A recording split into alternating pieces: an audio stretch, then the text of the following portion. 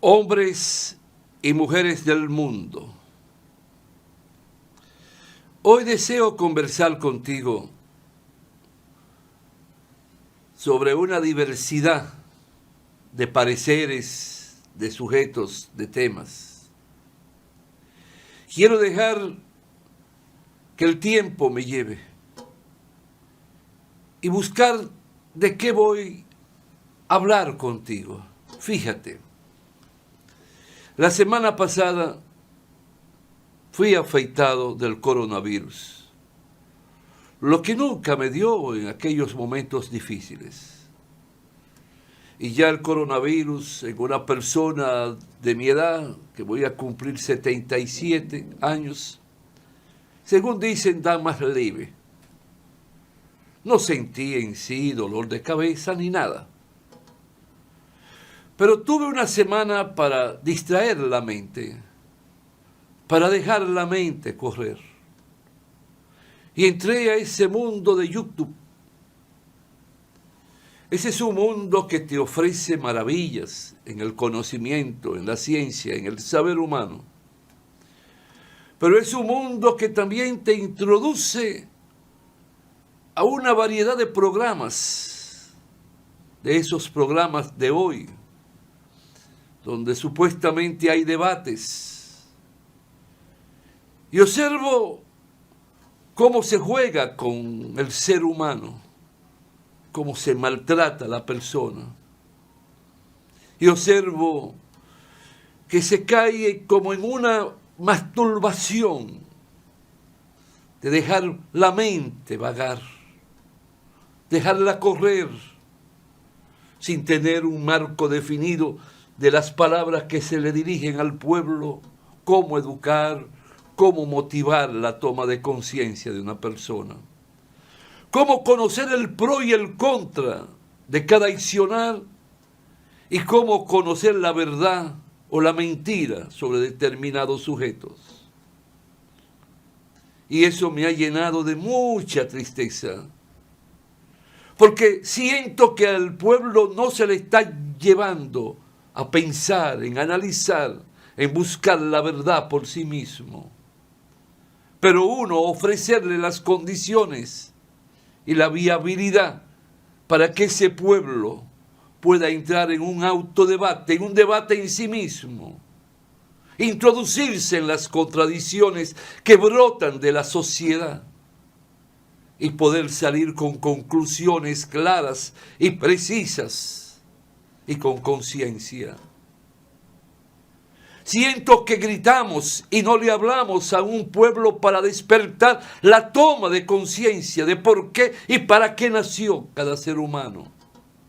Y por qué estamos llamados a vivir en sociedad, a convivir entre nosotros, a través de las palabras, a través del contacto, a través de las expresiones, desde la palabra hasta la mirada, y buscar respuesta sobria, concluyente, en cada sujeto que se nos presente. Te voy a poner algunos ejemplos. ¿Por qué no se le dice al pueblo que una persona que sea pasible del coronavirus, de inmediato debe ser del conocimiento de salud pública? Y salud pública debe de visitar a ese ciudadano o ciudadana. Y debe levantar un récord y un historial y llevar y tener un control sobre el comportamiento. No solo del comportamiento del virus, sino de los movimientos del ciudadano o ciudadana. ¿Por qué? Porque se sabe que eso es con la saliva que se transmite. Y solo una persona puede expandirlo a miles y millones y millones. ¿Y qué medida tomar? ¿Qué accionar limitar en esa persona por parte del Ministerio de Salud Pública? A mí no me visitó nadie. No sé qué vía hay intermédico y salud pública para poder detectar y saber quién padece del COVID, o de cualquier otro virus, o de cualquier otra enfermedad, porque eso no es potestad de una clínica privada. Eso es una responsabilidad del Estado de una nación, porque la salud no se privatiza. Pero nadie, absolutamente nadie, interpeló ni indagó si tengo derecho a salir a la calle, si tengo derecho a compartir con otros y no poner en riesgo la salud, no de uno, no la mía, sino de miles de personas. No solo de aquí, sino que se expande al mundo por la viabilidad de la transportación y de la comunicación. Eso es una. Ahora voy a hablar de otra. El mensajero de mi oficina tuvo que ser intervenido quirúrgicamente para sacarle una piedra. Aquella persona que tiene su seguro, la seguridad social, porque está afiliado, porque se paga, porque él paga y el empleador paga, se encuentra que cuando llega a la clínica tiene que buscar 40,000 pesos para depositarlo. Una persona que escasamente vive con lo que gana, porque tiene hijos y tiene una compañera. Yo me pregunto, ¿de dónde bendito va a sacar los 40,000 pesos? ¿De dónde va a sacar lo que le están pidiendo cuando él no tiene que pagar nada por su salud? Porque por eso paga en un sistema que se llama de seguridad social. Cuando nos enteramos, ¿qué tenemos que hacer? Hay que buscar.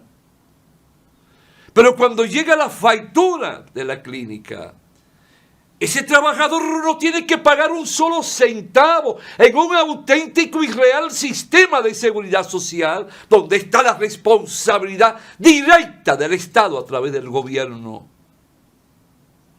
Es el Estado quien tiene que encargarse de mí. Cuando yo pongo un pie en un hospital, es como si el Estado me estuviese absorbiendo totalmente.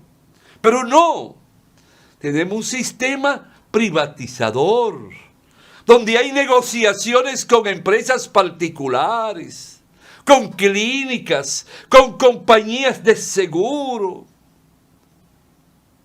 Es muy fácil delegar para no invertir ni tener la obligación de invertir en la construcción de hospitales, policlínicas y consultorios médicos. ¿Te hablan de eso?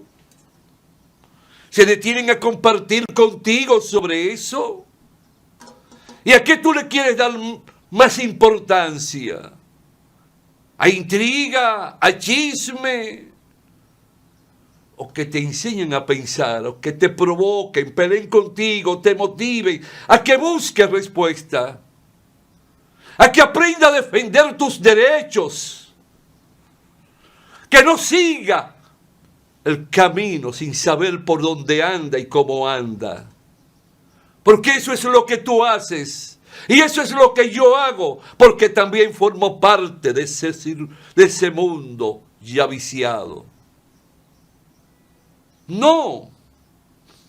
Tenemos que decirle a los gobiernos, aquellos que llevamos al poder, para que dirijan el aparato del Estado, que hay derechos que no se privatizan, que hay derechos que no se comercializan.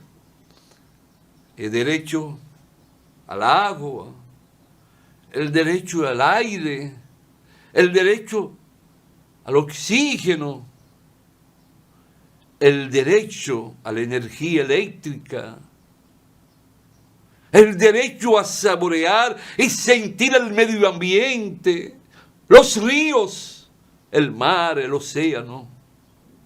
Eso no se privatiza, eso es propiedad del mundo, no es propiedad tuya solo. Tú estás llamado a protegerlo y para compartirlo con los demás.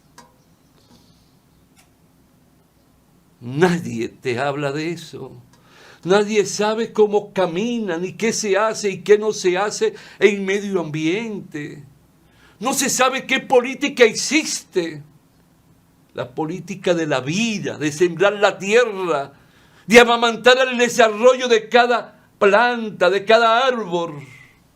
El valor, la valía de todo un bosque bien ordenado, bien orquestado, bien cuidado. La valía de un río que no muera lentamente, sino que cada vez tenga más caudal, más corriente. Sea más cristalina el agua. Pero me luce que a ti no te gusta que te hablen de eso. Y eso es penoso. Eso es triste.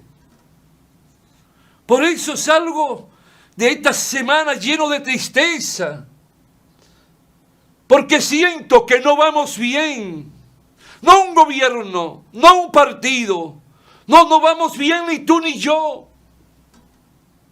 Porque no pensamos en nuestros hijos. No pensamos en nuestra familia. Vivimos como borregos. Al diario batallar para buscar de qué y cómo comer. De comprar un carro. Sin importar cómo lo voy a pagar. Para comprar esto, comprar aquello. Como si yo fuera rico y un capitalista. Donde no tengo ni un peso para comprar la caja cuando muera y puedan enterrarme con dignidad y orgullo. Yo lo lamento. Que no te guste que te hable de eso. Ni busque cómo pelear contigo. Pero tengo 52 años de ejercicio profesional como abogado. Y desde que empecé a ejercer, empecé a hablar contigo a través de la radio, a través de la televisión. Porque siempre quise aportar algo para que tú y yo podamos tomar conciencia de nuestras obligaciones y responsabilidades. Lo lamento que tenga que oír mi voz. Lamento que tenga que sentir el timbre de mis cuerdas vocales, de mis altas y bajas en el hablar. Pero te amo. El problema es que te amo en demasía. Y quisiera que tus hijos no tengan el mundo ni la vida que tú has llevado. De trabajar, después un trago, después una parranda. Pero sin saber el porqué. Fíjate, en estos días estuve viendo que se habló mucho, sazonaron mucho, un caso de los cuales no me gusta tratar públicamente, pero sentí que golpearon mucho a 6 miembros de la Policía Nacional. Tú sabes cuál es mi posición sobre la política de seguridad, sobre la policía, educarla, formarla, crear una policía nueva.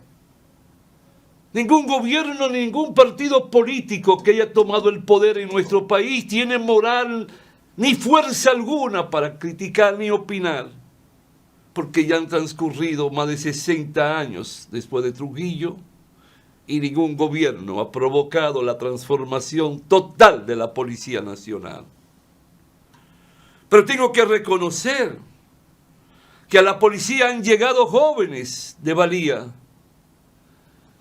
Sí, como dicen algunos que vi, que escuché, son campesinos. ¿Y tú qué eres? ¿Y yo de dónde vengo?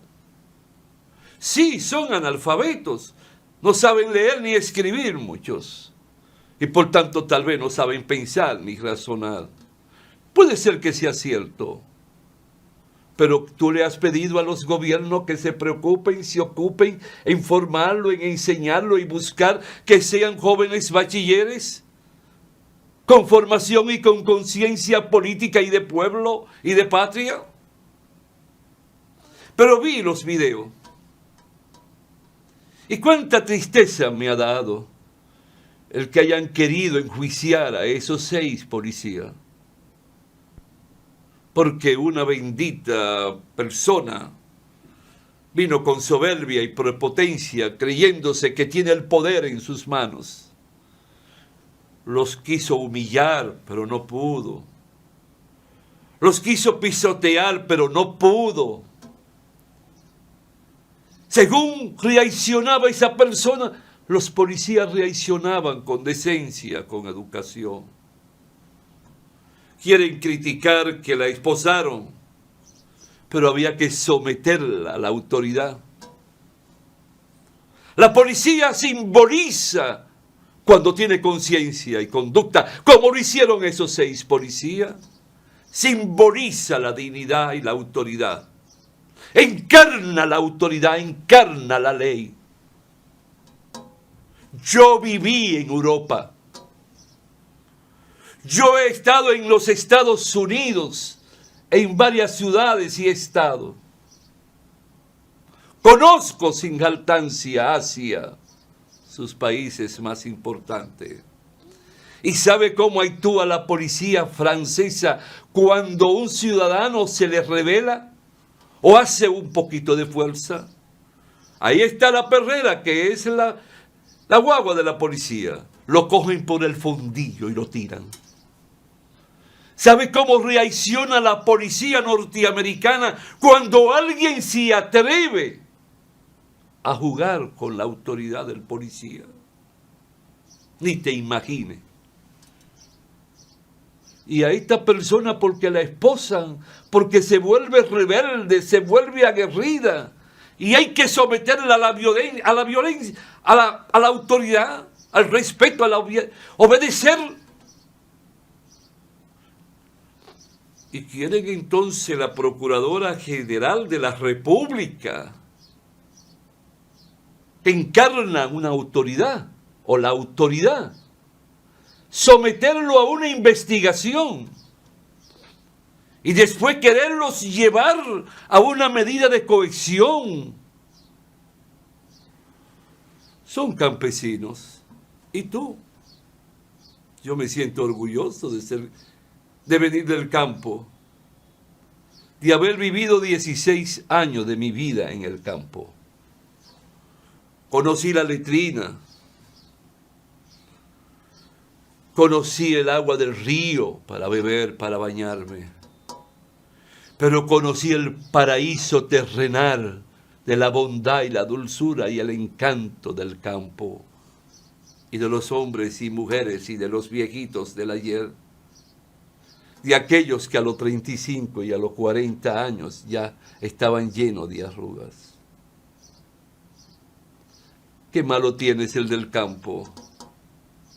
Te pido que te detenga a ver esos videos, porque hay que también hacer resplandecer cuando ellos actúan correctamente y cuando ellos defienden el principio de la ley. No solo golpear, no solo dar en la cara. ¿Quién soy yo? Es más, te voy a confesar. Un día, en el transcurrir de mi vida, me extralimité. Al otro día, ¿qué hice? Mandé una carta pidiendo excusa. De esas cosas de muchacho. Pero mi padre me obligó a hacer esa carta. No obligó, me transmitió conciencia. Yo le doy mi respaldo moral, de respeto y de dignidad a esos 6 policías, 5 hombres y una mujer, me parece. No permita, señor director general de la policía, que los humillen cuando están cumpliendo con su deber. No solo podemos exigirle a usted, señor director, que actúe cuando ellos se comportan de forma diabólica. No, cuando actúan como actuaron esos 6 integrantes, Hay que darle el alma y el corazón para que otros vean el ejemplo y se motiven. Nadie tiene derecho a andar en un vehículo sin placa. Nadie tiene derecho a parquear un vehículo frente donde está el recinto militar. Nadie tiene derecho, si no lo han maltratado ni lo han herido, a violar el principio de la autoridad.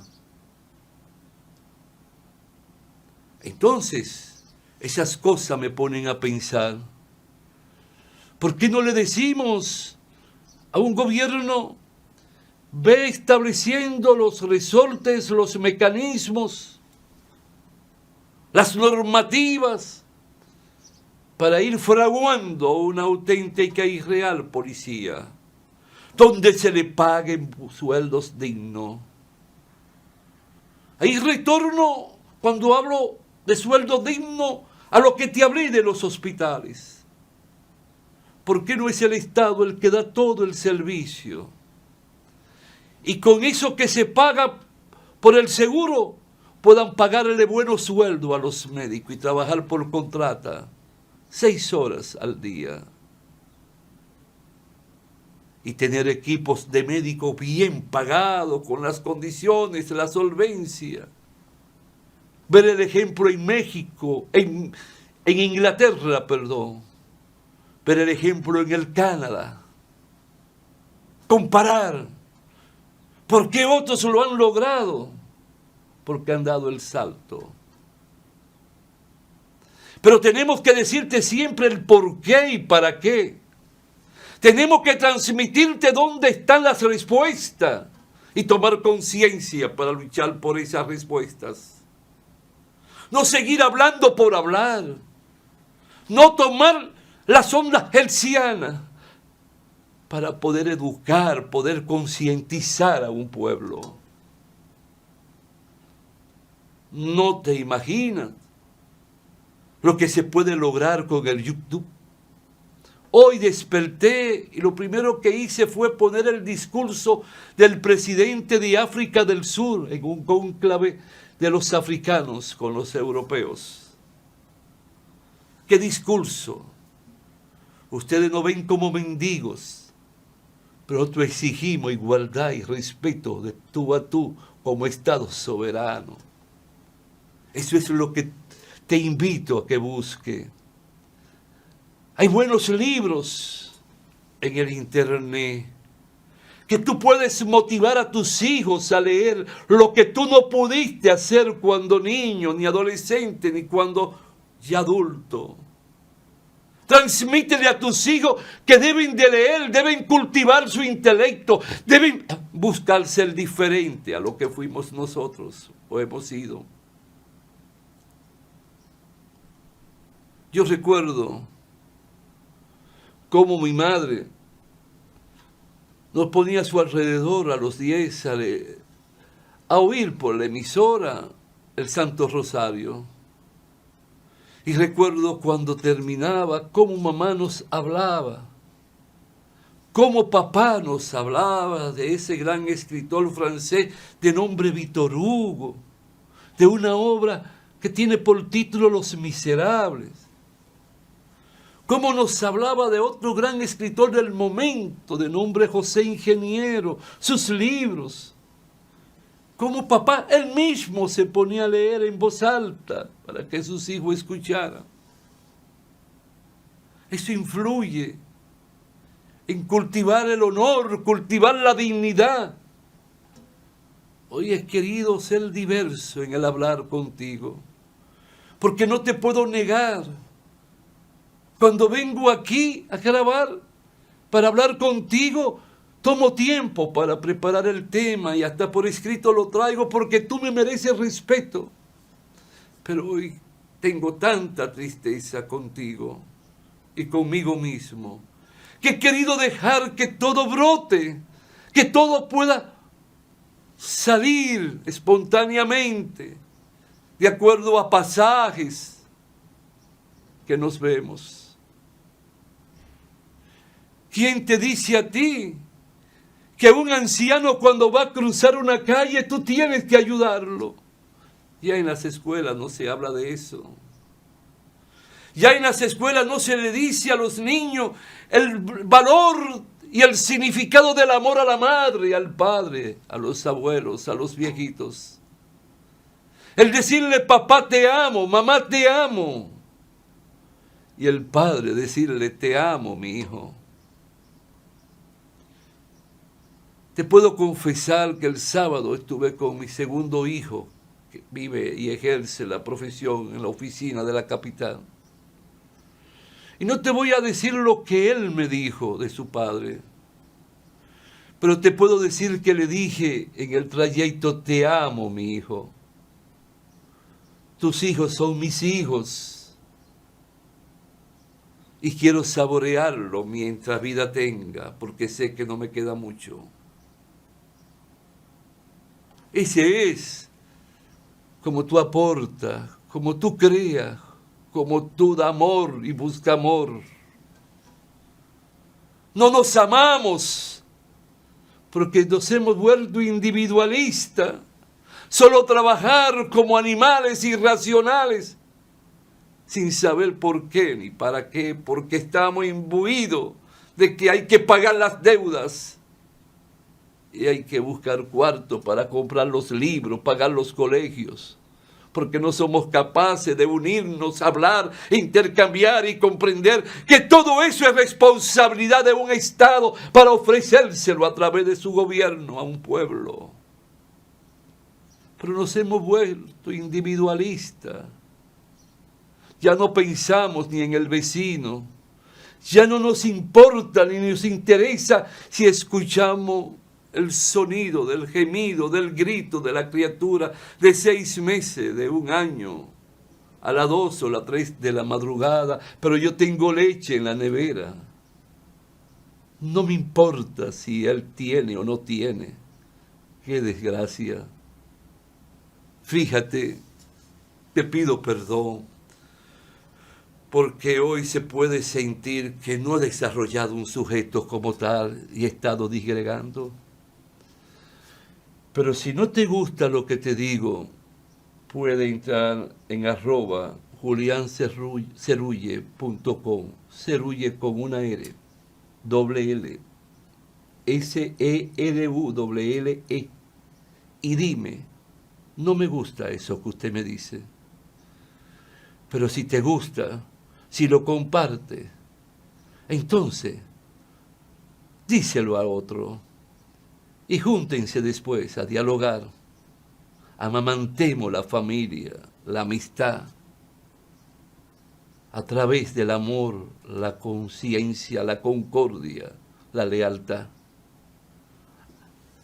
Hasta la próxima, hombres y mujeres del mundo.